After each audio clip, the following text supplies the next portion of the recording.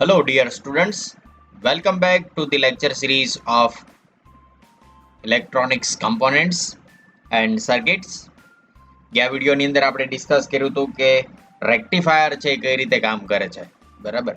કેટલા ટાઈપના રેક્ટિફાયર હોય છે, અલગ અલગ રેક્ટિફાયરના શું ફંક્શન છે, શું એમાં ડિફરન્સ છે, એ વસ્તુ આપણે લાસ્ટ લેક્ચરની અંદર ડિસ્કસ કરેલી. ખાસ કરીને ફૂલ વેવ બ્રિજ રેક્ટિફાયર છે એ મોટા ભાગની એપ્લિકેશનમાં યુઝ થતો હોય છે, મોટા ભાગના ડિવાઇસની અંદર યુઝ થતો હોય છે. હવે એ જે રેક્ટિફાયર હતા, એ રેક્ટિફાયરનું ફંક્શન શું હતું? તો કે એસી સપ્લાય છે, એ એસી સપ્લાયને રેક્ટિફાયરનો ઉપયોગ કરીને ડીસી સપ્લાયમાં કન્વર્ટ કરી શકતા હતા. જેટલા પણ આપણે રેક્ટિફાયર ભણ્યા, હાફ વેવ હોય કે ફૂલ વેવ હોય કે બ્રિજ રેક્ટિફાયર હોય, એ બધા ડીસીમાં કન્વર્ટ કરતા હતા. એસી સિગ્નલ કેવું મળતું હતું? તો કે એસી સિગ્નલ છે એ કંઈક આ ટાઈપનું હતું. ડીસીમાં જો કે ફૂલ વેવની વાત કરીએ તો ડીસીમાં ફૂલ વેવમાં આપણને આઉટપુટ છે આવું મળતું હતું. ક્લિયર? તો આપણે જ્યારે ડીસી ની વાત કરતા હોય ત્યારે આપણે આના પહેલા પણ ડિસ્કસ કર્યું છે કે ડીસી પાવર સપ્લાય છે એની અંદર જો આઉટપુટ વોલ્ટેજ છે એ તમને કોન્સ્ટન્ટ મળે તો એને કોઈ પણ એપ્લિકેશનની અંદર તમે ઉપયોગ કરી શકો. જો આ રીતના કોન્સ્ટન્ટ આઉટપુટ વોલ્ટેજ મળે છે તો એને તમે કોઈ પણ એપ્લિકેશનના ફોર્મમાં યુઝ કરી શકો છો.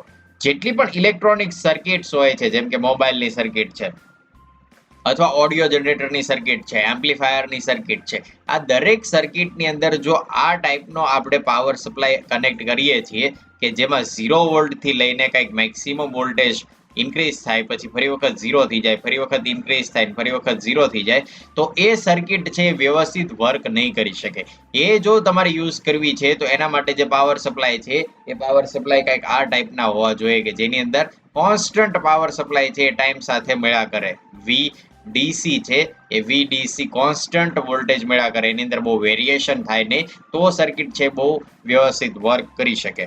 તો જ્યારે આપણે કોઈ રેક્ટિફાયરનો ઉપયોગ કરીએ છીએ ત્યારે તો કંઈક આપણને આ ટાઈપનું વેવફોર્મ મળે છે. આઉટપુટ વોલ્ટેજ છે એનું વેવફોર્મ ડ્રો કરીએ તો આ ટાઈપનું મળે છે, બરાબર? આ ટાઈપનું આપણે જોઈએ છે કોન્સ્ટન્ટ ડીસી, તો કોન્સ્ટન્ટ ડીસી આપણને એની અંદર મળતું નથી, બરાબર છે? તો કોન્સ્ટન્ટ ડીસી કન્વર્ટ કરવા માટે આપણે ફિલ્ટર્સનો ઉપયોગ કરશું. તો શું છે આ ફિલ્ટર એ જલ્દીથી જાણી લઈએ. તો જ્યારે પણ કોઈ સર્કિટના આઉટપુટ વોલ્ટેજ છે આ ટાઈપના આપણને પલ્સેટિંગ ડીસી મળે છે, એને જો તમારે પલ્સેટિંગ ડીસી માંથી કોન્સ્ટન્ટ ડીસીમાં કન્વર્ટ કરવા હોય તો એના માટે જે સર્કિટ યુઝ થાય છે એ સર્કિટને કહેવામાં આવે છે ફિલ્ટર. અને ફિલ્ટરનું જે આઉટપુટ હોય છે એ એપ્રોક્સિમેટ ડીસી ટાઈપનું આપણને મળી શકે છે. ઓકે, જે આઉટપુટ વોલ્ટેજ મળશે ફિલ્ટરના A with respect to time તમે જુઓ તો એ કોન્સ્ટન્ટ ડીસીમાં કન્વર્ટ કરી શકાય છે. તો જે સર્કિટ છે આ રીતે પલ્સેટિંગ ડીસી ને કોન્સ્ટન્ટ ડીસીમાં કન્વર્ટ કરવા માટે વપરાય છે. એ કોન્સ્ટન્ટ ડીસીમાં કન્વર્ટ કરવા માટે જે સર્કિટનો ઉપયોગ કરીએ છીએ એ સર્કિટને કહેશું ફિલ્ટર્સ. ઓકે, તો રેક્ટિફાયરમાંથી જે આપણને પલ્સેટિંગ કરંટ મળે છે, પાવર સપ્લાયમાં ઘણા બધા ફ્લક્ચ્યુએશન હોય છે. આને કહેવામાં આવે છે ફ્લક્ચ્યુએશન, કે પાવર સપ્લાય છે વધઘટ થાય છે. તો વધઘટ જે થાય છે એને કહેવામાં આવે છે ફ્લક્ચ્યુએશન. એ રિમૂવ કરવા માટે, એને દૂર કરવા માટે જે સર્કિટ વપરાય છે એ સર્કિટને કહેશું ફિલ્ટર. હવે ફિલ્ટરની જ્યારે આપણે વાત કરતા હોઈએ ત્યારે ઇલેક્ટ્રોનિક સર્કિટની અંદર ઘણા બધા ટાઈપના ફિલ્ટરનો ઉપયોગ થાય છે. તો નેક્સ્ટ પોઈન્ટ છે એ છે ક્લાસિફિકેશન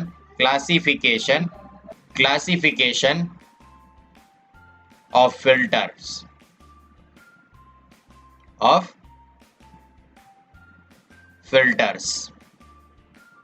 ઓકે, તો ઘણા બધા ટાઈપના ફિલ્ટર હોય છે. એમાંથી જે આપણા સિલેબસમાં જે છે એ ટોપિક ઉપર આપણે ડિસ્કસ કરીએ તો એક છે shunt capacitor filter.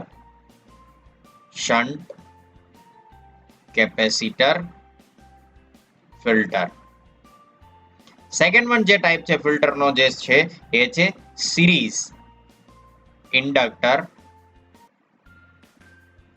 Filter. Third one type જે આપણે ભણવાના છીએ એ છે ચોક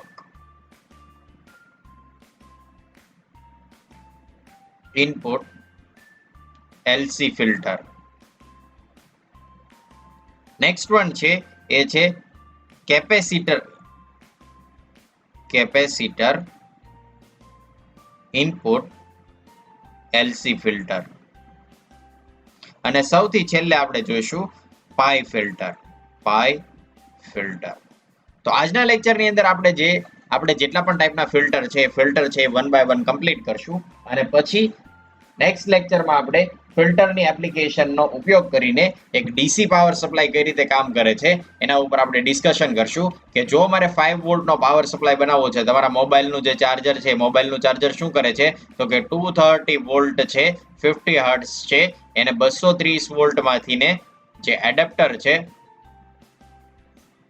એ એડેપ્ટર ને તમે 230 વોલ્ટ 50 હર્ટ્ઝ એસી આપો છો તો એ એસી માંથી શું કરી આપે છે તમને તો કે 5 વોલ્ટ ફોર એક્ઝામ્પલ 1 એમ્પિયર નું ચાર્જર છે તો 1 એમ્પિયર ડીસી કરીને આપે છે, જેની અંદર કોન્સ્ટન્ટ આપણને આઉટપુટ વોલ્ટેજ મળશે. તો એ કઈ રીતે કામ કરે છે એના ઉપર લાસ્ટ લેક્ચરની અંદર આપણે ડિસ્કસ કરશું. ક્લિયર? તો આ ફિલ્ટરની રિક્વાયરમેન્ટ શું હતી તો કે જ્યારે આપણે કોઈ પણ એવી સર્કિટ ઉપયોગ કરીએ છીએ કે જેમાં કોન્સ્ટન્ટ ડીસી ની રિક્વાયરમેન્ટ છે, જેમ કે ડિજિટલ कैमरा और मोबाइल फोन और एम्पलीफायर और सिग्नल जनरेटर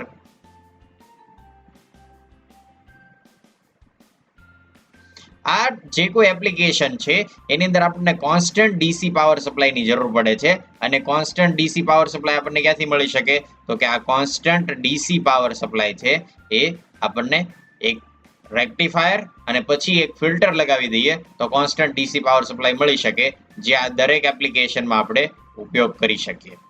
ક્લિયર? તો આજના આ લેક્ચરની અંદર આપણે ફિલ્ટર ઉપર ડિસ્કશન કરવાના છીએ કે કેટલા ટાઈપના ફિલ્ટર છે ને કઈ રીતે વર્ક કરે છે. તો સૌથી પહેલા ફિલ્ટર ઉપર શરૂઆત કરીએ શન્ટ કેપેસિટિવ ફિલ્ટર. તો શન્ટ કેપેસિટિવ ફિલ્ટર છે કઈ રીતે કામ કરે છે, એનો સર્કિટ ડાયાગ્રામ કેવો હોય છે એના ઉપર વર્ક આપણે શરૂ કરીએ.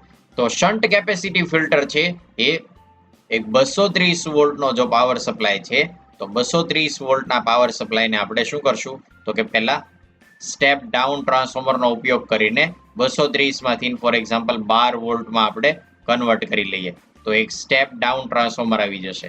આ સ્ટેપ ડાઉન ટ્રાન્સફોર્મર છે, દરેક ટાઈપના ફિલ્ટરમાં આ પ્રોસેસ આપણે કોમન કરશું.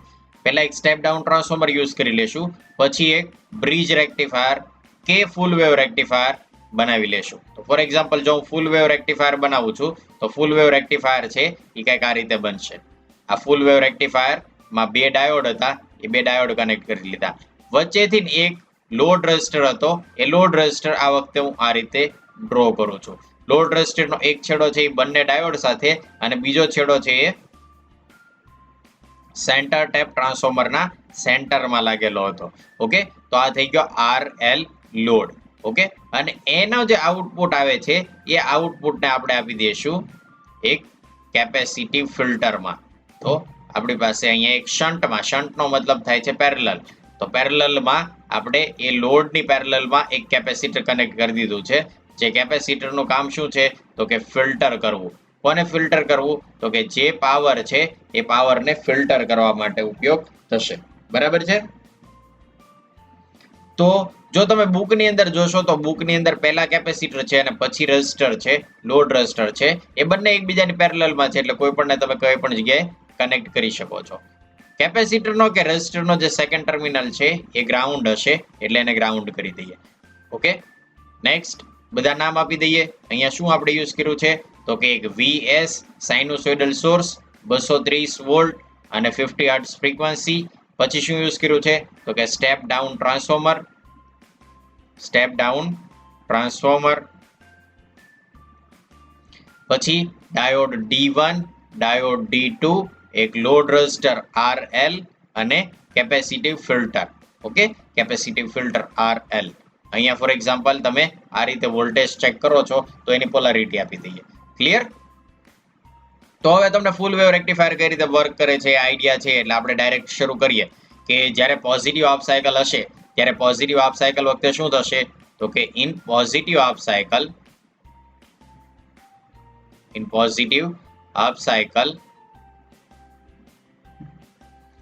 D1 ડાયોડ છે એ કન્ડક્ટ થશે, જેના લીધે પોઝિટિવ હાફ સાયકલ છે એ આઉટપુટમાં મળશે. ઓકે, એટલે પોઝિટિવ હાફ સાયકલનું આઉટપુટ તમને મળશે. જો અહીંયા વેવ ફોર્મ હું ડ્રો કરું તો ફોર એક્ઝામ્પલ આ છે મારા ઇનપુટ વોલ્ટેજ છે VS. ઓકે, અને આઉટપુટમાં જે મને વોલ્ટેજ મળે છે એ ફોર એક્ઝામ્પલ આઉટપુટ વોલ્ટેજ છે એ કંઈક પોઝિટિવ હાફ સાયકલ વખતે મળશે મને positive half cycle as it is. તો પોઝિટિવ હાફ સાયકલ છે એઝ ઇટ ઇઝ મને મળશે. ટાઈમ પીરિયડ નોટ ડાઉન કરી લેજો. અહીંયા છે 0, pi, next one 2 pi, 3 pi and 4 pi. Okay, અડધું ઇન્ટરવલ છે પાઈ રીજિયન સુધી હશે. ઓકે, તો પોઝિટિવ હાફ સાયકલમાં એઝ ઇટ ઇઝ મળશે. નેગેટિવ હાફ સાયકલ વખતે શું થતું હતું તો કે નેગેટિવ હાફ સાયકલ વખતે in negative half cycle D2 diode છે કન્ડક્ટ થતો હતો. D2 ડાયોડ કન્ડક્ટ થશે એટલે નેગેટિવ હાફ સાયકલ છે એ આઉટપુટમાં નેગેટિવ હાફ સાયકલ છે એ પોઝિટિવ હાફ સાયકલના ફોર્મમાં તમને આઉટપુટમાં મળશે. એનું રીઝન શું હતું તો કે જ્યારે ડાયોડ D2 કન્ડક્ટ થશે ત્યારે અહીંયા પોઝિટિવ હશે, અહીંયા નેગેટિવ હશે અને અહીંયા 0 વોલ્ટ હશે. તો કરંટ છે એ ડાયોડ D2 માંથી ફ્લો થશે, D2 માંથી ને લોડમાં જશે, લોડમાંથી ફરી વખત ક્યાં જશે તો કે સેન્ટર ટેપ ટ્રાન્સફોર્મરમાં જશે, સેન્ટરમાં પોઈન્ટમાં જશે. તો લોડ માટે જે કરંટની ડાયરેક્શન છે એ ફરી વખત કેવી થઈ તો કે પોઝિટિવ ટુ નેગેટિવ. એટલે કરંટ જો પોઝિટિવ હશે તો વોલ્ટેજ પણ પોઝિટિવ જ મળશે. એટલે ફરી વખત પોઝિટિવ આઉટપુટ વોલ્ટેજ મળશે અપ ટુ 2 પાઈ સુધી. પછી ફરી વખત જ્યારે પોઝિટિવ હાફ સાયકલ ફરી વખત આવે છે એટલે એની એ સાયકલ છે એ રિપીટ થશે. તો ડાયોડ D1 કન્ડક્ટ થશે અને પોઝિટિવ હાફ સાયકલ આઉટપુટમાં પાછી મળશે. એટલે આઉટપુટમાં તમને આ રીતના પલ્સ મળતા હતા, pulse setting DC. Okay, second time ફરી વખત D2 કન્ડક્ટ થશે અને પોઝિટિવ હાફ સાયકલ આઉટપુટમાં મળશે. એટલે પલ્સ મળતા હતા, એક કોન્સ્ટન્ટ DC આઉટપુટ વોલ્ટેજ મળતા નહોતા. હવે આપણે જોઈએ છે કોન્સ્ટન્ટ આઉટપુટ વોલ્ટેજ. તો કોન્સ્ટન્ટ આઉટપુટ વોલ્ટેજ માટે આપણે શું કર્યું તો કે કેપેસિટરને એ લોડની સિરીઝ પેરેલલમાં લગાવી દીધું છે, લોડની પેરેલલમાં લગાવ્યું છે. તો લોડની પેરેલલમાં જ્યારે તમે લગાવો છો ત્યારે એનો જે રેઝિસ્ટન્સ બને છે, અવરોધ બને છે, એનું ઇક્વેશન છે XC is equal two 1/2 pi FC. બરાબર છે, 1/2 પાઈ FC. અહીંયા C છે એ કેપેસિટન્સ ઇન્ડિકેટ કરે છે કે કેપેસિટર તમે જે કનેક્ટ કર્યું છે એનું કેપેસિટન્સ કેટલું છે, અને F ઇન્ડિકેટ કરે છે જે સિગ્નલ છે એ સિગ્નલની ફ્રીક્વન્સી. તો જે ઇનપુટની અંદર જે તમે સિગ્નલ આપો છો એ સિગ્નલની ફ્રીક્વન્સી કેટલી હતી તો કે 50 હર્ટ્ઝ. આઉટપુટમાં કેટલી મળે છે તો કે એક સાયકલ જ્યારે પૂરી થાય છે, એક સાયકલ આ રીતે પૂરી થશે ત્યારે અહીંયા તમારી 2 સાયકલ પૂરી થાય છે. એક આ સાયકલ પૂરી થઈ ગઈ અને આ બીજી સાયકલ પૂરી થઈ ગઈ. સાયકલ કોને કહેવાય તો કે જ્યાંથી તમારું સિગ્નલ છે ફરી વખત રિપીટ થાય છે, જ્યાંથી તમારું સિગ્નલ છે એ રિપીટ થાય છે એ રિપીટેશનને કહેવામાં આવે છે સાયકલ. તો આ જે ઇનપુટની સાયકલ છે એ 0 થી 2 પાઈ ની હતી, 0 થી 2 પાઈ ની. તો 0 થી 2 પાઈ ની એક સાયકલ છે. તો આ જે સિગ્નલ આપણે ડ્રો કર્યું છે એમાં કેટલી સાયકલ છે તો કે એની અંદર 2 સાયકલ છે, એક 0 થી 2 પાઈ અને બીજી સાયકલ છે 2 પાઈ થી 4 પાઈ. જ્યારે અહીંયા કેટલી સાયકલ થશે તો કે જ્યાંથી સિગ્નલ છે રિપીટ થાય છે એને કહેવામાં આવે છે એક સાયકલ. તો 0 થી પાઈ સુધીમાં એક સિગ્નલ મળ્યું, પછી ફરી વખત એનું એ જ રિપીટ થયું, ક્યાંથી ક્યાં તો કે પાઈ થી 2 પાઈ. તો આઉટપુટમાં જે તમને સિગ્નલ મળે છે એ સિગ્નલ કેવું મળે છે ની સાયકલ કેટલી થશે તો કે 0 ટુ પાઈ. તો ઇનપુટની અંદર જ્યારે 0 થી 2 પાઈમાં એક સાયકલ પૂરી થશે તો આઉટપુટમાં કેટલી સાયકલ પૂરી થશે તો કે એક સાયકલ થશે 0 થી પાઈ અને બીજી સાયકલ થશે પાઈ થી 2 પાઈ, પાઈ થી 2 પાઈ સુધી. ક્લિયર? તો ઇનપુટની એક સાયકલ પૂરી થાય ત્યારે આઉટપુટની 2 સાયકલ પૂરી થાય છે. તો જ્યારે ઇનપુટની એક સાયકલ પૂરી થશે ત્યારે આઉટપુટની 2 સાયકલ પૂરી થાય. તો ઇનપુટની જ્યારે 50 સાયકલ પૂરી થાય તો આઉટપુટમાં કેટલી સાયકલ પૂરી થશે તો કે આઉટપુટની સાયકલ પૂરી થશે 100. તો આઉટપુટમાં જે સિગ્નલ મળે છે એની ફ્રીક્વન્સી કેટલી થશે તો કે 100. તો 100 ફ્રીક્વન્સી જો તમે અહીંયા રાખી દો છો તો XC ની વેલ્યુ છે એ બહુ જ ઘટી જશે. તો XC ની વેલ્યુ ક્યારે ઘટશે, અવરોધની વેલ્યુ ક્યારે ઘટશે, આને કહેવામાં છે રિલક્ટન્સ. તો કેપેસિટન્સનો જે રિલક્ટન્સ છે એ ક્યારે ઘટશે, જેમ જેમ ફ્રીક્વન્સી છે એ વધતી જશે, કારણ કે એ બંને એકબીજાના ઇન્વર્સલી પ્રોપોર્શનલ છે. ઇન્વર્સલી પ્રોપોર્શનલ હશે વ્યસ્ત પ્રમાણમાં, તો ફ્રીક્વન્સી જો વધશે તો અવરોધ રિલક્ટન્સ છે એ ઘટતો જશે. જેમ જેમ ફ્રીક્વન્સી તમે વધારશો જેમ જેમ ફ્રીક્વન્સી વધારશો XC છે એ ઘટતું જશે. DC ની અંદર ફ્રીક્વન્સી કેટલી હશે તો કે DC ની અંદર ફ્રીક્વન્સી હોય છે 0 હર્ટ્ઝ. જ્યારે AC ની અંદર ફ્રીક્વન્સી કેટલી હોય છે તો કે આપણે જે પાવર સપ્લાય યુઝ કરીએ છીએ એની અંદર ફ્રીક્વન્સી છે એ છે 50 હર્ટ્ઝ. પણ પલ્સેટિંગ ડીસી ની જો હું વાત કરું તો પલ્સેટિંગ ડીસી માં જે આપણને અહીંયા જે મળ્યું છે આની ફ્રીક્વન્સી કેટલી હશે તો કે 100 હર્ટ્ઝ, જે હમણાં આપણે ડિસ્કસ કર્યું. કેટલી ફ્રીક્વન્સી થઈ છે એને 100 હર્ટ્ઝ. તો ફ્રીક્વન્સી જેમ જેમ વધતી જશે એમ રેઝિસ્ટન્સ રિલક્ટન્સ છે એનો ઘટતો જશે, અવરોધ ઘટતો જશે. તો જેમ જેમ અવરોધ ઘટતો જશે એમ એમાંથી ફ્રીક્વન્સી છે એ પાસ થતી જશે. એટલે હવે શું થશે તો કે જ્યારે પોઝિટિવ હાફ સાયકલ છે, જે તમે સિગ્નલ ડ્રો કર્યું છે એ આઉટપુટ સિગ્નલમાં હવે કંઈક આ રીતની પ્રોસેસ થશે. કેપેસિટર તમે કનેક્ટ કર્યું ને એટલે આ થઈ ગયું વીસી ની જો હું વેવફોર્મ ડ્રો કરું, કેપેસિટર વોલ્ટેજ જે આગળની કોઈ સર્કિટ છે અથવા લોડ રેઝિસ્ટર છે એ લોડ રેઝિસ્ટરમાં આપણે ચેક કરીએ આ રીતે કે અહીંયા આઉટપુટ વોલ્ટેજ કે વીસી શું થશે. તો વીસી જે છે એના એ જ આપણા આઉટપુટ વોલ્ટેજ થશે, કારણ કે બંને એકબીજાની પેરેલલમાં છે. તો શું થશે તો કે જ્યારે વોલ્ટેજ છે એ પોઝિટિવ હાફ સાયકલમાં ઇન્ક્રીઝ થાય છે, પોઝિટિવ હાફ સાયકલમાં ઇન્ક્રીઝ થતા હશે ત્યારે કેપેસિટર છે એ ધીમે ધીમે ચાર્જ થશે. જેવા મેક્સિમમ વોલ્ટેજ ઉપર આવી જશે, જેવા મેક્સિમમ વોલ્ટેજ ઉપર આવી જશું એટલે કેપેસિટર છે ફૂલ્લી ચાર્જ થઈ ગયો હશે. જેવું નેગેટિવમાં જેવા વોલ્ટેજ છે ઘટતા જાય છે એવા એ રીતે જ્યારે આઉટપુટ વોલ્ટેજ ઘટતા જશે ત્યારે શું થશે તો કે આ કેપેસિટર છે હવે સી એ કેપેસિટર પોતે એક બેટરીનું કામ કરશે, એક બેટરી જેવું કામ કરશે, કારણ કે એ પોતે ચાર્જ થઈ ગયું છે. એની એક પ્લેટ ઉપર પોઝિટિવ અને બીજી પ્લેટ ઉપર નેગેટિવ ચાર્જ હશે એટલે એક બેટરીનું કામ કરશે. એટલે હવે એવું લાગશે કે જાણે સોર્સની પેરેલલમાં એક બેટરી લાગી ગઈ છે, જેનું વીસી જેટલા વોલ્ટેજ સ્ટોર કરીને એક બેટરી કનેક્ટ કરી દીધી છે. તો એ વીસી વોલ્ટેજ ઉપર જ્યારે પહોંચી જાય છે મેક્સિમમ વોલ્ટેજ ઉપર, એટલે જ્યારે અહીંયા વોલ્ટેજ આઉટપુટમાં ઘટતા હશે, વોલ્ટેજ ડિક્રીઝ થતા હશે ત્યારે કેપેસિટર બેટરીનું કામ કરશે અને ધીમે ધીમે પાવર સપ્લાય રેઝિસ્ટરને પ્રોવાઈડ કરવાનું ચાલુ કરશે. એટલે કરંટ છે એ વખતે અહીંથી આ રીતે ફ્લો થતો હશે પોઝિટિવ થી નેગેટિવ. એટલે કરંટ છે ફરી વખત પોઝિટિવ થી નેગેટિવ કરંટ ફ્લો થાય છે આરએલ ની અંદર. તો અહીંયા જે વોલ્ટેજ હશે એ રેઝિસ્ટર થ્રુ છે એ ધીમે ધીમે કેપેસિટર ડિસ્ચાર્જ થવાનું ચાલુ થઈ જશે. એટલે ડિસ્ચાર્જ થશે એટલે પ્રોસેસ કંઈક આ રીતની થશે. ઝીરો થાય એ પહેલા નવી એક સાયકલ ચાલુ થઈ ગઈ હશે. હવે જેવું કેપેસિટર છે ફૂલ્લી ડિસ્ચાર્જ થાય એ પહેલા અહીંથી એક નવી સાયકલ ચાલુ થઈ ગઈ હશે. નવી સાયકલ ચાલુ થશે એટલે ફરી વખત કેપેસિટર છે એ ચાર્જ થશે. એટલે કંઈક આ રીતે થશે.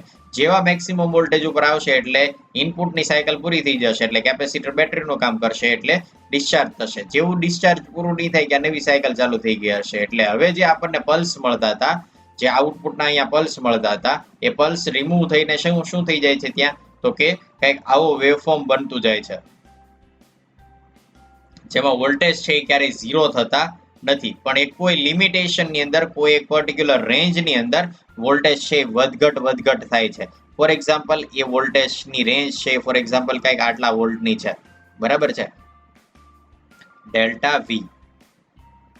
એ ડેલ્ટા વી છે એના ઉપર આધાર રાખશે. ડેલ્ટા વી જેટલો વેરી થશે એટલા આઉટપુટ વોલ્ટેજની અંદર ફ્લક્ચ્યુએશન છે એ વધતા જશે. તો એ હવે કયા પોઈન્ટ ઉપર આધાર રાખે છે તો કે એ જે આધાર રાખે છે એ કેપેસિટરના કરંટ ઉપર આધાર રાખે છે. હવે તમે કેપેસિટર ભણી ગયા હશો ડીસી સર્કિટની અંદર, બરાબર? તો કેપેસિટરના વેલ્યુ ઉપર ડિપેન્ડન્ટ છે ડીવી છે.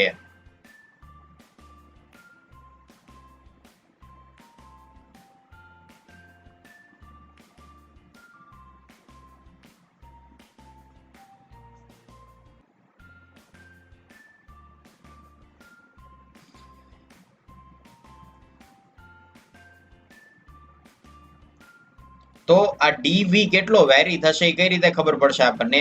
તો જે કેપેસિટન્સની વેલ્યુ તમે અહીંયા કનેક્ટ કરી છે, કેપેસિટરની વેલ્યુ એના ઉપર ડિપેન્ડન્ટ છે. શું કામ? તો કે તમને કેપેસિટન્સ કરંટનું ઇક્વેશન ખબર હશે, IC is equal to C dV by dt, બરાબર છે? કેપેસિટરની વેલ્યુ જે તમે અહીંયા રાખી હશે, જેટલો કરંટ ફ્લો થતો હશે એના ઉપર તમારા dV ની વેલ્યુ છે એ આધાર રાખશે કે કેટલો વોલ્ટેજ છે એ વેરી થશે, બરાબર છે? તો જો એ મિનિમમમાં મિનિમમ તમારે સેટ કરવો હોય તો એના માટે કેપેસિટરની વેલ્યુ છે ઇન્ક્રીઝ કરતા જવી પડશે. જેટલી કેપેસિટન્સની વેલ્યુ ઇન્ક્રીઝ કરશો એટલો જ તમને આઉટપુટની અંદર ફ્લક્ચ્યુએશન છે બહુ ઓછું મળતું જશે, બરાબર છે? તો આ આખી પ્રોસેસ હતી શન્ટ કેપેસિટર ફિલ્ટરની. હવે અહીંયા કેપેસિટરની વેલ્યુ કેટલી રાખવી એ કઈ રીતે ખબર પડશે?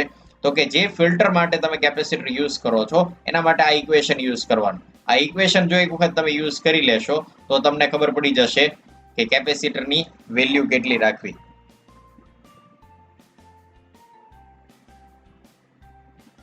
તો એ કેપેસિટરનું ઇક્વેશન કઈ રીતે યુઝ કરવું, તો કે IC is equal to C dV by dt, આવું ઇક્વેશન છે આપણી પાસે કેપેસિટર કરંટનું. તો એના ઉપરથી જો તમે કેપેસિટરની વેલ્યુ કેલ્ક્યુલેટ કરશો તો તમને મિનિમમમાં મિનિમમ ફ્લક્સ સાથે તમને આઉટપુટ વોલ્ટેજ મળી શકે. તો ફોર એક્ઝામ્પલ જે આ કરંટ છે, ફોર એક્ઝામ્પલ મારે 1 એમ્પિયરનું એડપ્ટર છે એ ડિઝાઇન કરવું છે. કેટલાનું, તો કે 1 એમ્પિયરનું. તો કરંટ મને મળી ગયો 1 એમ્પિયર. હવે આ ડીવી છે એ શું ઇન્ડિકેટ કરે છે, તો કે એ ઇન્ડિકેટ કરે છે કે વોલ્ટેજ કેટલો ફ્લક્ચ્યુએટ થાય છે. તો એ થશે જે તમને આઉટપુટ વોલ્ટેજ મળે છે, આઉટપુટ વોલ્ટેજની અંદર વોલ્ટેજ છે કેટલો વધઘટ થાય છે. ફોર એક્ઝામ્પલ વોલ્ટેજ છે આ રીતે ઇન્ક્રીઝ થાય છે, ડિક્રીઝ થાય છે, ઇન્ક્રીઝ થઈને ડિક્રીઝ થાય છે, ઇન્ક્રીઝ થઈને ડિક્રીઝ થાય છે. તો આને કહેવામાં આવે છે ડેલ્ટા વી. ડેલ્ટા વી. તો એ ડીવી જે છે આને કહેવાય ડીવી. તો એ જે ડીવી છે એ થશે આપણું વોલ્ટેજ વેરિએશન, કે કેટલો વોલ્ટેજ વેરી થાય છે, વેરિએશન. તો ફોર એક્ઝામ્પલ આપણે 12 વોલ્ટનું એડપ્ટર ડિઝાઇન કરીએ છીએ કે 5 વોલ્ટનું એડપ્ટર ડિઝાઇન કરીએ છીએ તો ડીવી થશે 5 વોલ્ટ. બરાબર છે. તો ડીવી થશે 5 વોલ્ટ. તો ડીવી ની વેલ્યુ પણ મળી ગઈ આપણને. ડીટી શું ઇન્ડિકેટ કરે છે, તો કે ડીટી છે એ ટાઈમની અંદર કેટલું વેરિએશન આવે છે, તો એક સાયકલ કેટલા ટાઈમમાં પૂરી થાય છે એ ટાઈમ પીરિયડ ઇન્ડિકેટ કરે છે. તો જો તમારી પાસે ફ્રીક્વન્સી હોય તો એનું એક ઇક્વેશન છે, frequency is equal two 1 upon time. તો ટાઈમ પીરિયડ શું થશે, તો કે 1 અપોન ફ્રીક્વન્સી. 1 upon frequency. તો ફ્રીક્વન્સી એની વેલ્યુ હવે શું હતી, અહીંયા ફ્રીક્વન્સીની વેલ્યુ છે 100 હર્ટ્ઝ. આપણે હમણાં જ અહીંયા ડિસ્કસ કર્યું કે ફ્રીક્વન્સી કેટલી છે અહીંયા ફૂલ વેવ રેક્ટિફાયરમાં, તો કે ફ્રીક્વન્સી છે 100 હર્ટ્ઝ છે. તો t is equal two 1 upon 100 થશે. તો એની વેલ્યુ થશે 0.01. તો આ 0.01 છે એ તમારું ડેલ્ટા ટી અથવા ડીટી છે એ ઇન્ડિકેટ કરે છે. હવે આ ઇક્વેશનમાં બધા પેરામીટર તમારી પાસે છે. IC is equal two 1 ampere છે, DV ની વેલ્યુ છે એ છે 5 વોલ્ટ ફોર એક્ઝામ્પલ, અને DT ની વેલ્યુ છે એ છે 0.01. તો બાકી શું વધે છે, તો કે કેપેસિટરની વેલ્યુ. તો આ બધી વેલ્યુ હોય તો કેપેસિટરની વેલ્યુ છે તમને ઇઝીલી કેલ્ક્યુલેટ કરતા આવડી જાય. બરાબર. તો આના માટે આપણું કેપેસિટન્સ કેટલું રાખવું એ જો તમે એક વખત કેલ્ક્યુલેટ કરી લ્યો અને એ કેપેસિટરને અહીંયા તમે કનેક્ટ કરી દેશો તો તમારો જે અહીંયા ફિલ્ટરેશન છે એ કોન્સ્ટન્ટ ડીસીમાં બહુ જ સરસ મજાનું સ્મૂથ ડીસી આઉટપુટ વોલ્ટેજ મળી શકે. જો તમે 5 વોલ્ટ પાવર સપ્લાયની ડિઝાઇન કરવા માંગો છો 1 એમ્પિયર માટે તો કેપેસિટરની વેલ્યુ છે એ થશે 1000 માઇક્રોફેરાડે. માઇક્રોફેરાડે છે એ કેપેસિટરનો યુનિટ છે અને એ છે 1000 માઇક્રોફેરાડે. જો 5 વોલ્ટ ઉપર તમે વર્ક કરવા માંગો છો તો 1000 માઇક્રોફેરાડેનું કેપેસિટર કનેક્ટ કરશો એટલે તમને perfect DC constant DC output voltage મળી શકશે. તો આ રીતે કેપેસિટી ફિલ્ટરની ડિઝાઇન થતી હોય છે. ઇક્વેશન ઉપરથી તમને વેલ્યુ લખતા આવડવી જોઈએ અને એ ઇક્વેશનનો જો યુઝ કરતા તમે શીખી જાઓ તો તમને બહુ જ સરસ મજાના ફિલ્ટરની ડિઝાઇન કરતા આવડી શકે. ક્લિયર? તો આ થઈ ગયું શન્ટ કેપેસિટર. નેક્સ્ટ વિડીયોની અંદર આપણે બાકીના જેટલા પણ આપણા ફિલ્ટર છે એના ઉપર ડિસ્કશન કરશું.